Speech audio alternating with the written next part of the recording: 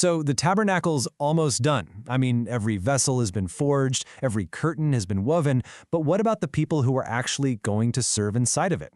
Today, we're diving into the final and maybe the most intricate pieces of the whole project, the sacred garments for the high priest. Just imagine for a second, what if every single thread, every color, every little object attached to what you're wearing had one specific function: to connect you, a human being, to the divine? Well, that's exactly the world we're stepping into right now. All right, so we've built a structure, we've forged all the vessels, but a sacred space is really nothing without its sacred ministers. So the final step in this whole process is to clothe Aaron and his sons to get them ready for service. And let's be super clear, this isn't about fashion. Not at all. These are uniforms designed for one single purpose: to allow a mortal human to stand in the divine presence. We are talking quite literally about clothing for holiness. Okay, let's kick things off with the most complex piece of the whole outfit, the robe of the ephod. This thing is fascinating because it's not just something you see. It's designed to be a full sensory experience. It engages both sight and sound. So the base of it is just striking in its simplicity.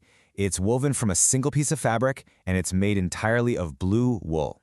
And this isn't just any blue. This is teklet blue, which is so often associated with the heavens, So right away, it sets a celestial kind of otherworldly tone. Now check out this detail that seems really minor at first, the collar. The text makes a point of saying it was woven with this reinforced border, almost like armor. So why? Well, because tearing priestly garments was actually a prohibited act. So this wasn't just good tailoring to make sure it didn't rip. No, this was a built-in safeguard, a piece of practical theology woven right into the fabric itself. And that brings us to the robe's most famous feature. All around the hem, there was this alternating pattern. First, you'd have these silent, really colorful pomegranates, woven from blue, purple, and crimson yarn, a symbol of fruitfulness. And then, nestled right between each one, a tiny bell of pure gold, creating this audible signal of the high priest's presence as he moved. And the level of detail here is it's incredible. The great commentator Rashi points out that there was a very precise number. We're talking 72 pomegranates and 72 golden bells, creating this perfect, balanced rhythm of sight and sound all the way around the garment. So that's the ornate outer robe. It's spectacular. But what about the layers underneath all that? Let's peel that back and look at the foundational garments, because these were the essential underpinnings of purity you needed for this kind of sacred duty. You see, Aaron and his sons wore this full uniform of purity: simple tunics, a headdress, and some decorated turbans, linen breeches for modesty, of course, and a beautifully embroidered sash. Each piece worked together to create this unified look, all centered on service.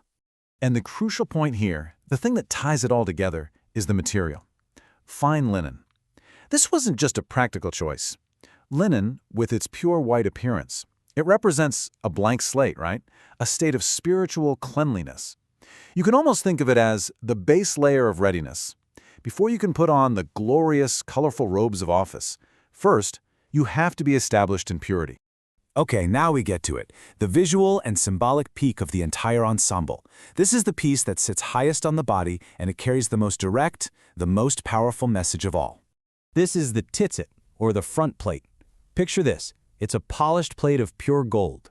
It's described as being about 2 fingers wide, and it was designed to stretch all the way across the high priest's forehead, basically from ear to ear.